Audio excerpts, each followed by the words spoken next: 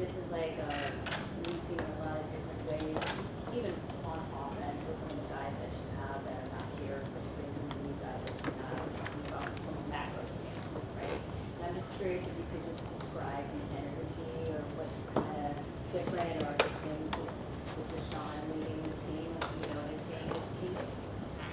Well, I haven't really been able to see it on an offensive point of view. I haven't been here as much as the other guys. But as far as defense, I can speak for them being, really excited to learn, especially the younger guys. That a couple have already come up, asked me questions. They said they don't want to be annoying, but they're going to be on my hip. I said, we're trying to go far, so I'm going to take you with me. So it's really about, just them trying to find their way, trying to find, how they can achieve what they want to in the league and be successful. And right now, they're just trying to, work without thinking. They're just trying to move instinctively and get it all down. And we're just trying to, get in film and get in our books to make sure that everything just flows naturally and we can move how we want to.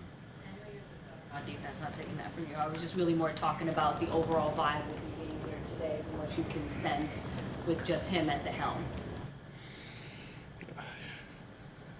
I mean, it's a good atmosphere. I like him back there, and we're going to be all over him, whether OTAs or camp, and we're going to try to jump on him as a defense. But he can take it, he can handle it. He'll press back at us with a smile, and he's going to keep coming because it's the kind of guy he is. These guys drafted Perry and Winfrey. He was so fired up to be playing with you. What are your impressions of him, not just from today, but talking to him and everything else? He works hard. We just got to get him in the right place at the right time. He's a hard worker. He wants to learn, but the parent I saw on the phone and the parent I got here, he doesn't talk as much as I thought he would. But he's all work. He gets there. He goes full speed, and he's trying to get rid of some of the things he lost in college and take some of the things that he needs for the NFL and just trying to refine it. And I think Kip is doing a good job, and we're just trying to show him what will work and what won't work. Myles, this quarterback change is one of the biggest changes since you've been here. What do you think of it? Is it? I mean, Yeah, it's pretty big. I've had like 80% of my team turnover in 6 years. People come and go, and this is one of those changes. I hope the best for him, and I hope he moves on and he does well for himself. I'll never wish ill on anyone who I've went up against or played with, but he's going to land on his feet. I think Burrow said that as well. With he's played well when he's healthy, and I think when he's healthy he can do some pretty good things for a team. He just has to find his niche again. I think he has to prove himself. He has to get healthy, and I think it worked out for both teams. Deshaun coming here and the allegations he's facing, do you say that's none of my business, or do you feel like you want to try to talk to him about it, clear the air? It's none of my business. That's all him, and whether I see it in the media, whether it's pressed by y'all, I try to keep my nose out of it. I don't try to put my eyes on it. The only thing that matters to me is if he's playing every game or if he's not, and how we can overcome that. And what we need to do is to step as a defense if he isn't. Doesn't his character matter to you, Myles? I mean, I think a lot of people here were conflicted over hearing, some of the accounts of what went on down and allegedly what happened down in Texas. Doesn't character stand for something, though? It does, but I don't know what happened. You don't know what happened. No one in this room really knows what happened other than the people that were involved. And I can't move one way or another, based on hearsay. So I have to just move with the character and the man that I know from day to day. And it's a good guy from what I've seen, from what I've played against, and what I've seen in the building. It's not every day that you grab your whole offense and take them to the Bahamas. You treat them, and you're respectful to the coaches. From what I've seen, he's walked the right way, and whether he's had a slip up or not, I'm not the judge, I'm not the jury or the executioner. So I'm here to play a game, and whether we agree or disagree with who he is off the field, that's yet to be seen. But as far as the guy I know on the field, he's special. You mentioned there hasn't been much continuity here for you, but now that there is some, third year, same defense, most of the defense back. How can that benefit you, and how can the team benefit from that? You know, it's nice to be able to, you know, hear the same message from the same coach, you know, more than once. So, you know, being able to learn from a D-line coach or a defensive coordinator, you know, being able to grow with them, seeing what, you know, our specialties are, what our tendencies are, you know, what I'm trying to do, and how he can maximize my performance, and, you know, I can try and take the defense to another level and take us to another level.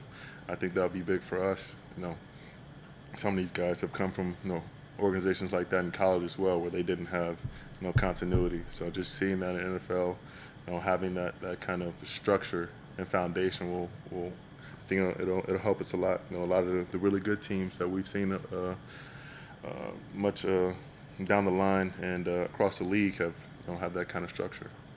Did you feel the need to do a lot of recruiting with Clowney this offseason? No, I told him to get here. That was about it. We were probably the best duo in the league as far as, you know, getting pressure. Not always, you know, completing the play. I know teams like to get it out a little bit quick against us, but, you know, trying to put pressure on them, getting hands up, you know, just the athleticism, the wingspan, you know, causing guys trouble. But, you know, it's a special combo, and if he comes back in shape, I think we'll be able to do, you know, something really, really special this year as well.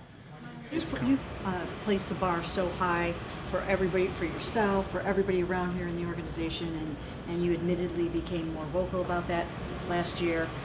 Now that Deshaun is here, do you feel like you have a quarterback that can kind of match up to, you know, sort of your counterpart on the offensive side of the ball and get this team where it needs to go? I never felt like the bar was any lower with, you know, the quarterback that was here before. I feel like Baker, you know, always, you know, had the same mindset as me as far as, you know, what we wanted to do and what we wanted to achieve. So the bar is no higher, no lower. You know, what we want to achieve is a Super Bowl. We want to be the very best we can be. And I think those two things are hand in hand if we play up to our standards. And so I think he is a great playmaker. I think he has a little bit more depth in his game than Baker as far as, you know, his athleticism. But I think we can achieve a lot with, you know, working with each other. Why do you and Jadeveon play so well off of each other? Just you feel like the perfect complement for each other. You, him, you. Why is that? Well, because I get double, then he gets a single, and then he gets about 2 or 2.5, and I say, well, it's my time. So I go to the left side and I start feasting. So we kind of just, you know, work out what's going on, you know, how the team's trying to attack us, whether we're the weak, whether it's, you know, they want to help this guy a lot or they don't want to help him, and then, you know, who's having more success for what guy. You know, just that kind of communication. You know, sometimes my specialty isn't always, you know, what that guy is giving. That's not always his weakness. You know, I feel like I can beat most guys, but if he's having more success, then I go over there and I'll take on the double. I'll fight through that and make a play, and he can have that one-on-one and do the same. It was one of the reasons he came back is just how well that worked with you guys. Yeah. Aside from being here with the Browns, but just the way you guys were able to make. I think he was real excited about the Cleveland weather and playing in that again for another year. So, you know, other than that, I think there's just communication. You know, just the like-mindedness. You know, what we want to do, want to achieve, and what we really think we can. Where we really think we can go this year. I think he's all on board with that. How did you find out he was coming back? Did he text or call you? Did you see it on social media? Absolutely not. Heard from my agent. I was sick. I expected more out of him. Or at least I should have. Absolutely. And he should be here next week. We'll see about that. I might get him on the flight. So where are you taking the defense for retreat? I think I'm taking him like Providence. Maybe I'll take him to like downtown Pittsburgh or something. And I'm taking the guys to Miami, so I have a good time. Miami. Tomorrow. Minicamp? Oh, tomorrow? Yeah, I'm gonna take them there tomorrow. Stay there for a couple of days through the weekend. I'll try to get some work in as well. And just trying to bond as a defense. How many guys are on that trip? It's like all the defensive line, all the linebackers, and some of the DBs. You know, we had a little bit of a breaking down of communication with the DBs, and so we got some of them. If they're welcome to join, if they're able to, get their own flight, because I'm gonna have enough room for everybody. But we weren't able to get everybody on board. Exactly. We're talking about Biscayne. We're talking about South Beach. Where we're talking about in Miami. South Beach. Taking the town. Taking my town to South Beach. Yeah, I know you wanted to hit a line. There you go. We've seen your videos and we've followed you through your career. In the off season, you've put on weight. You've had, what was this year? What was the theme for you getting ready for this? I have a theme for every year now. Well, you've done different things every year, I guess. I don't know.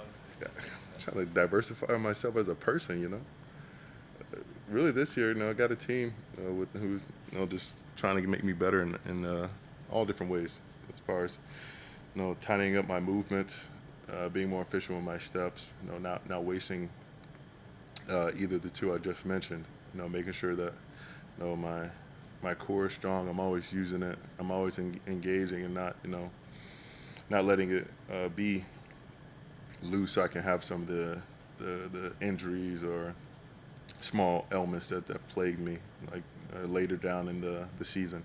So just trying to make sure that I kind of prepare my body for like the length of the season and make sure that we can continue to run instead of kind of falling off, tapering off towards the end, because those aches and pains add up. Saw your Instagram post last week after the school shooting. I guess in this forum, do you have anything to kind of add to kind of what you shared, or just your thoughts a week later? I'm still sick. I hate to see it happen in my state. I hate to see anything bad, negative happen. No, it doesn't matter if it's in Dallas or anywhere. It's still my home, and just kind of disappointed as well as far as the response from the police, and how they handled it afterwards, and the response by Abbott's and really the government officials down there, as far as still attending the NRA meeting that they had in Houston, still kind of pressing and advocating for what is really the problem right now. And as far as guns, I don't see the necessity for an 18-year-old to have an AR, access to an AR. I mean, they seem to be the main weapon of choice for school shootings and mass shootings, and somehow we still continue to find that they get their hands on them so easily. And I just think there needs to be more regulations, and I don't think there needs to be ARs in general in the general public. I think if you want to defend your home, you should have a pistol. I think if you want to go hunting, I think you should have to use a rifle, and I think you should have to turn it in when hunting season's over. Or if you want to go somewhere else, you can use it then. I just don't see the reason for that to protect your home. I think that's a little bit overkill, and I think it's shown that time and time again, through the years, and nothing has changed. And too many countries have done it well enough over the years, and their response has been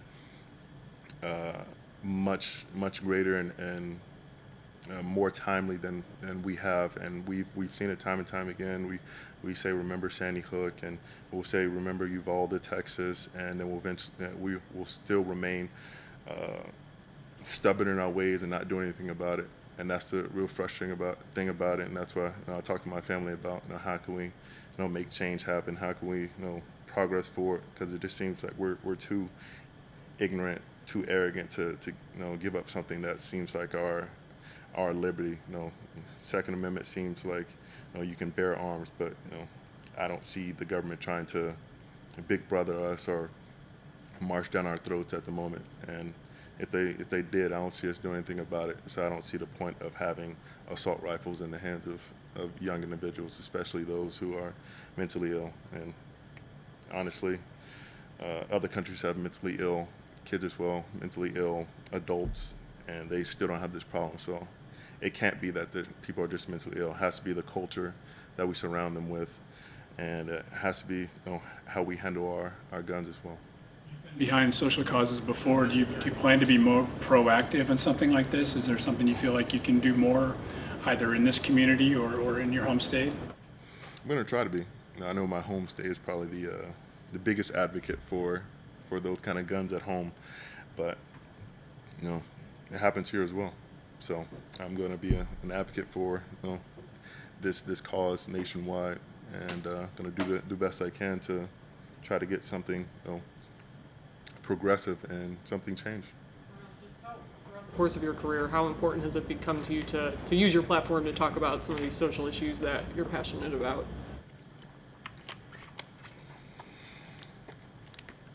I mean, it's just a blessing that I honestly get to just sit in front of you guys and speak my mind. Say what bothers me, what I'm excited about, what's near to my heart, and this is just one of those occasions where I get to be in front of you all, and something terrible has happened, but it's brought up something that is important to me. It's always been important to me, but it's really just really shined a light on it.